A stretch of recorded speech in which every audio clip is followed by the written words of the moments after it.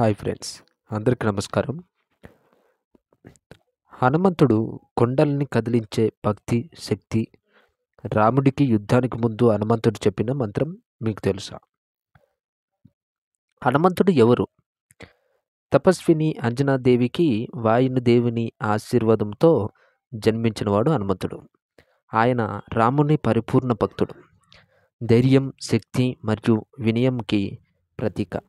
ఆంజనేయుడు, మారుతి, బజరంగబలి అనే పేర్లతో ప్రసిద్ధుడు. సంజీవని ఘట్టం. లంక యుద్ధానికి ముందు శ్రీరాముడు దిగులు చెంది ఉన్నాడు. హనుమంతుడు దగ్గరికి వెళ్ళి చెవిలో చెప్పాడు, మీరు సత్యం శాశ్వతుడు, విజయమైతే మీదే. ఈ మాటలు రామునికి ధైర్యాన్నిచ్చాయి.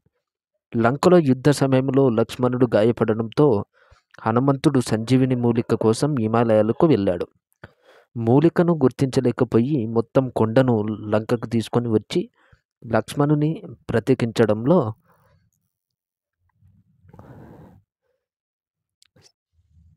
ప్రధాన పాత్ర పోషించాడు. హనుమంతుడి ప్రత్యేకతలు: బలం, కొండలు ఎత్తినవాడు, సముద్రాలను దాటిపోయినవాడు.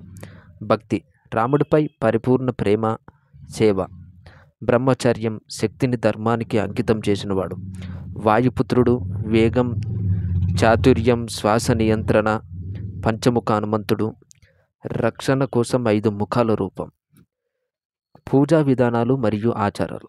హనుమంతుడిని సాధారణంగా మంగళవారం మరియు శనివారం పూజిస్తారు. హనుమాన్ చాలీసా పఠనం చేస్తారు. తాంబూలం, సింధూరం, అరటికాయలు, కొబ్బరి సమర్పిస్తారు. ఆయనను భయాలను తొలగించేవాడు, శక్తిని ప్రసాదించేవాడు మరియు దుష్ట శక్తుల నుంచి రక్షించే దేవుడని నమ్ముతారు. ప్రసిద్ధ హనుమంతుడి ఆలయాలు: సంకట్ మోచన హనుమాన్ ఆలయం, వారణాసి, భక్తుల కష్టాలను తొలగించేవాడిగా ప్రసిద్ధి. సల్సర్ బాలాజీ, రాజస్థాన్, ప్రముఖ పుణ్యక్షేత్రం. కర్మన్ ఘాట్ హనుమాన్ ఆలయం, హైదరాబాద్, ఔరంగజేబ్ కథతో ప్రసిద్ధి. హనుమంతుడి ఆసక్తికరమైన విషయం: హనుమంతుడు చిరంజీవి అని నమ్ముతారు. ఆయన ఈ యుగంలో కూడా జీవించి ఉన్నాడని, నిజమైన భక్తులకి కనిపిస్తాడని విశ్వాసం. ఈ వీడియో నచ్చితే లైక్ చేయండి, షేర్ చేయండి. మరిన్ని వీడియోల కోసం మన ఛానల్ని సబ్స్క్రైబ్ చేయండి. Thanks for watching friends.